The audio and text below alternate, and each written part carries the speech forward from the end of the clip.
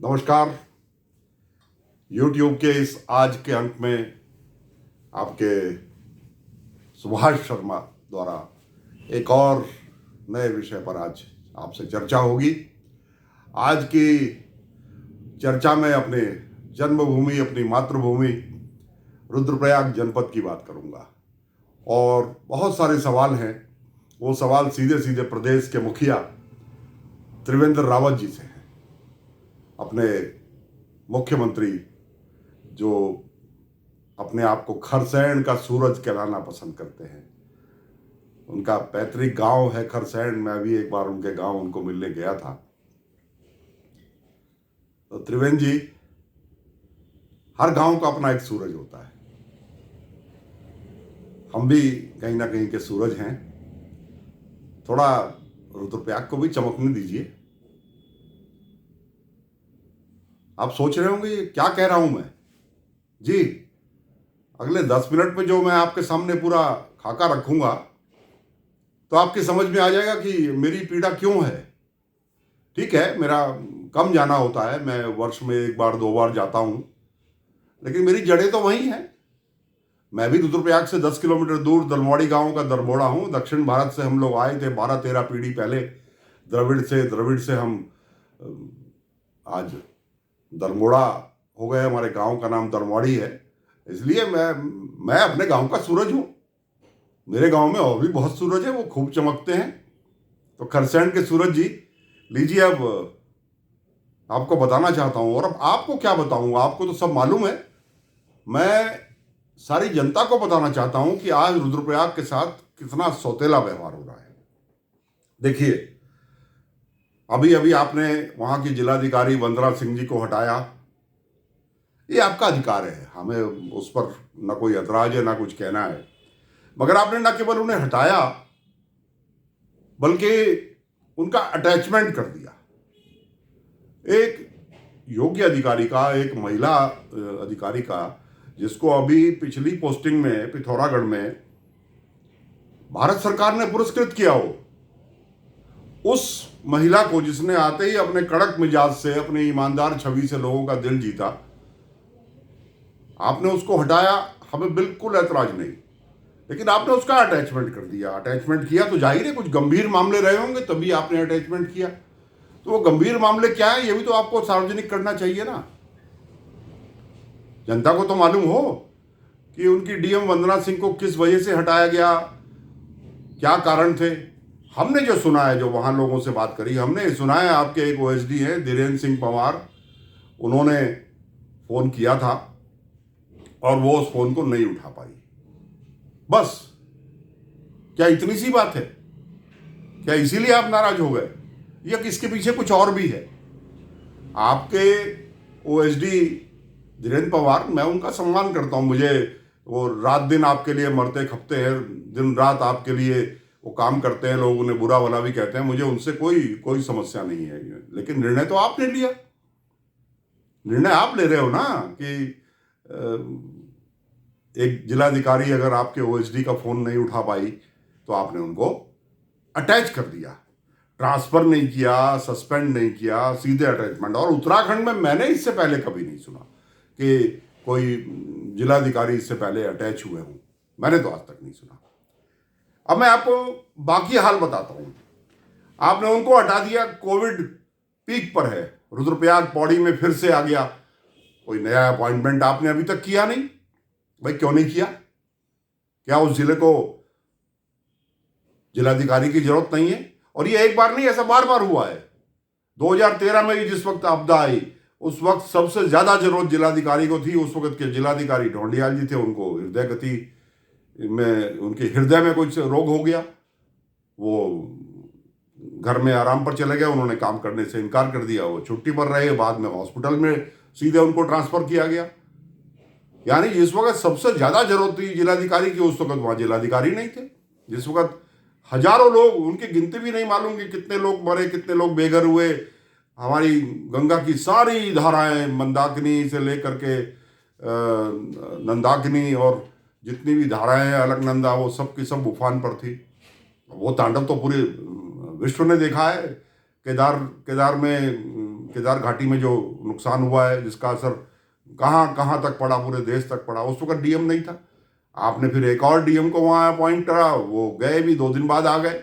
एक और डीएम को आपने अपॉइंट किया, उन्होंने वहाँ पर जाने से ही इनकार कर दिया। आपने नहीं, आपसे पूर्ववर्ती मुख्यमंत्रियों ने। आपका तो सिर्फ हमें ये स्पष्टीकरण देना है कि वंदना सिंह जी का इतना गंभीर कौन सा अपराध है। हम भी जानना चाहते हैं क्या क्या अपराध किया उस महिला ने, जो अभी तक तो बहुत स्वच्छ छवि की थी। जब इसकी जड़ में हम गए तो हमें मालूम चला कि खाली इतना ही नहीं, कितना उपेक्षित है मेरा रुद्रप्रयाग जिला। वहाँ एडीएम आपने 6 महीने में, 5 महीने में 3 बदल दिए। क्यों भाई, क्यों? ऐसा क्या है? स्थायित्व तो नहीं चाहिए क्या? और वो भी 6 महीने भी कौन से? यात्रा सीजन के, पीक यात्रा सीजन के, कोविड के दौरान। यानी जब तक एक एडीएम समझेगा कि कहाँ मुझे ज़्यादा काम करना है, कहाँ कम करना है, कहाँ की स्थिति खराब है, उसकी भौगोलिक स्थिति, तब तक आप उसका ट्रांसफर कर दोगे। आपने 3 बदल दिए। हमारे यहाँ 4 तहसीलें हैं, 4 तहसीलों में 4 एसडीएम ही नहीं देते आप। जो आप एसडीएम दे रहे हो उनमें सिर्फ एक हैं जखोली वाले, जो वहां पर अभी मौजूद है। उन्हीं जखोली वालों को आपने वसु केदार का चार्ज भी दे रखा है। अब वो जखोली रहेगा, वसु केदार जाएगा, जखोली जाएगा, वसु केदार जाएगा, रास्ते बंद है। एक पूरे जिले में एक एसडीएम। यही हाल तहसीलदारों का है, तहसीलदार है ही नहीं। तहसीलदार सिर्फ एक है, वो रुद्रप्रयाग में बैठते मुख्यालय में। यानी मुख्यालय वाले तो बहुत खुश हैं। एक एसडीएम भी है रुद्रप्रयाग में, लेकिन हमारे यहाँ बाकी ना तो ऊखीमठ में आप देते हो, ना आप वसु केदार में देते हो कोई एसडीएम नहीं, एडीएम भी वो जिनको अभी ताजा ताजा प्रमोट करके एसडीएम से आपने एडीएम बनाया है। मुख्यमंत्री अभी ये जब मुख्यमंत्री जी ने इनको अटैच किया तो वो अपना चार्ज उनको दे करके चली गई, एडीएम को जाना ही था। यानी हमारे यहाँ सबसे सीनियर अधिकारी आज अगर कोई है तो वो एक एसडीएम जो ताजा ताजा प्रमोट हुआ, वो एडीएम। जो सीडीओ है वो भी आईएएस पीसीएस नहीं है। पीसीएस तो हैं, अलाइट्स में हैं, ग्रामीण विभाग से आए हैं प्रमोट होकर के, लेकिन वो एलिजिबल नहीं है चार्ज देने के। तो ये ऐसा सौतेला व्यवहार क्यों? यही स्थिति नायब तहसीलदारों की है। नायब तहसीलदार ही नहीं है। अभी 2 ट्रेनिंग करके आए हैं नए लड़के, वो उनको अभी भेजा है। पटवारी, एक पटवारी के पास 5-5, 10-10 गांव का बस्ता है। वो कौन से गांव की फरद काटेगा, कौन से गांव को देखेगा, कहां का मुआवजा देगा? ये हाल है सीमांत जिले का, जहां से चाइना बॉर्डर नजदीक है, उस जिले का आपने ये स्थिति कर रखी है। और एक बार आपने फिर से हमारे रुद्रप्रयाग जनपद को लावारिस कर दिया। जल्दी से जल्दी वहां डीएम भेजिए, कोई स्थायी डीएम भेजिए, जिलाधिकारी भेजिए स्थायी। अब जो सबसे गंभीर बात मैं कहना चाहता हूं वो ये है कि अरबों रुपए के विकास काम वहां पर चल रहे हैं, एनएच से जुड़े हुए, नेशनल हाईवे से। तो जाहिर है उसके लिए कहीं उसका रॉ मटेरियल भी कहीं ना कहीं से आ रहा होगा, उसके लिए कहीं खनन भी हो रहा होगा। खनन हो रहा होगा तो उसकी रॉयल्टी भी जमा होगी, और रॉयल्टी के साथ साथ जो वो एक खनन न्यास होता है ना, खनन न्यास, वो भी आपका जमा होता है। 1% जो कटता है वो जीरो है, खत्म हो गया, है ही नहीं। यानी सरकार को रॉयल्टी ही नहीं मिल रही।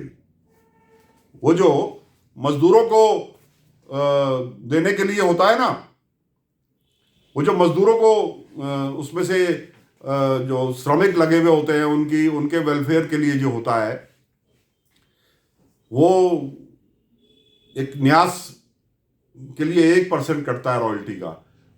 तो जब रॉयल्टी का 1% ही नहीं कट रहा तो इसका मतलब रॉयल्टी भी नहीं आ रही। हमें तो ये जानकारी मिली है कि हमारी जिलाधिकारी जो वंदना जी थी, इन्होंने उसकी डिटेल निकलवा ली कि जरा बताया जाए कि जब खनन की रॉयल्टी नहीं आ रही, उस रॉयल्टी में से 1% खनन न्यास की निधि नहीं कट रही, तो ये इतना रॉ मटेरियल कहां से आ रहा है? ये सब चोरी हो रहा है क्या? ये सब चोरी हो रहा है क्या? ये सवाल है, ये सवाल मैं रुद्रप्रयाग की जनता की तरफ से पूछना चाहता हूं और पूरे उत्तराखंड की जनता की तरफ से पूछना चाहता हूं कि क्या इसमें ठेकेदारों और अधिकारियों की मिलीभगत है क्या? और हमें तो ये सुनने में आया कि ठेकेदार सब बाहर से आए हैं, एनएच का काम करने वाले। कुछ तो गडकरी जी द्वारा, केंद्रीय मंत्री गडकरी द्वारा चुने हुए ठेकेदार भी वहां पर, जो उनके फेवरेट ठेकेदार हैं, जो तेज गति से काम करना जानते हैं, वो भी है इसमें। तो बिना खनन की रॉयल्टी दिए, बिना खनन आधिकारिक रूप से किए, ये रॉ मटेरियल कहां से आ रहा है? इसका जवाब कौन देगा? अभी अभी आपने चिनूक हेलीकॉप्टर से इतनी बड़ी बड़ी मशीनें, ट्रक तक आपने केदारनाथ में भेजे हैं। और ये जैसे ही ज़्यादा वहाँ पर स्नोफॉल होगा, जैसे ही वहाँ पर हिमपात ज़्यादा होगा, वहाँ काम आपको रोकने पड़ेंगे। बजट है, सुना है 500 करोड़ तक का बजट लोग बता रहे हैं। तो वो बड़ी मशीनें आपने बजट खपाने के लिए भेजी हैं या बगैर रॉयल्टी के वहाँ से कहीं माल निकालने के लिए भेजी हैं, बजरी, रेता, पत्थर इत्यादि? क्योंकि 10-15 दिन के अंदर आपको जल्दबाजी है, आप उस काम को 10-15 दिन के अंदर निपटाना चाहते हो।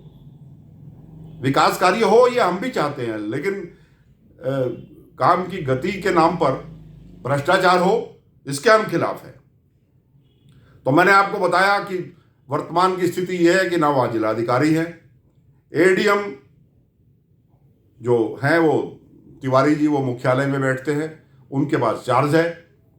एसडीएम वहाँ सिर्फ एक है, तहसीलदार वहाँ एक है, यानी लावारिस है प्रशासनिक रूप से, बिल्कुल लावारिस। कोरोना काल चल रहा है, यात्री हजारों की तादाद में वहां पर आ रहे हैं, अभी एनएच का काम चल रहा है। इन सब के लिए वहां अधिकारियों की जरूरत नहीं है क्या? हमारे भी यहाँ अगस्त मुनि के सूरज हैं, हमारे यहाँ ऊखीमठ के सूरज हैं, हमारे यहाँ रुद्रप्रयाग के सूरज हैं, हमारे यहाँ भी तो प्रतिभाएं हैं।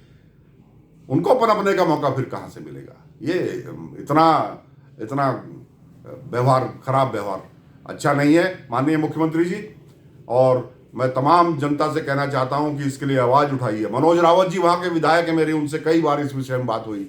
मैंने तो उनको फोन किया था उनका स्वास्थ्य पूछने के लिए।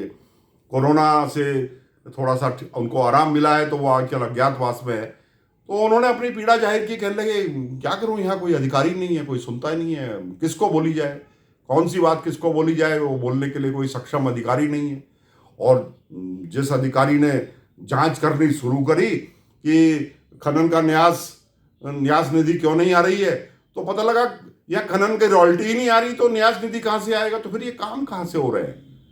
ये चंद सवाल मैं आज आपके बीच में उठाना चाहता था। आज स्थापना दिवस की पूर्व संध्या पर मैं बोलना तो कुछ और चाहता था, लेकिन मेरा दर्द है, मातृभूमि का कर्ज मुझे जीवन भर चुकाना है, इसलिए आज ये बात बोली। मुझे उम्मीद है कि क्षेत्र के तमाम प्रबुद्ध लोग, जागरूक लोग, पत्रकार लोग इस विषय से जुड़ेंगे और जल्दी से जल्दी जो रिक्त पद है हमारे यहाँ, जो पद खाली पड़े हैं, महत्वपूर्ण पद, उन पदों पर आप सक्षम अधिकारियों को वहाँ भेजेंगे।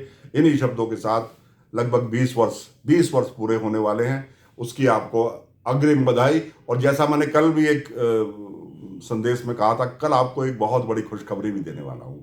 कल दूंगा वो खुशखबरी सुबह सुबह। ठीक है जी, नमस्कार, जय केदार।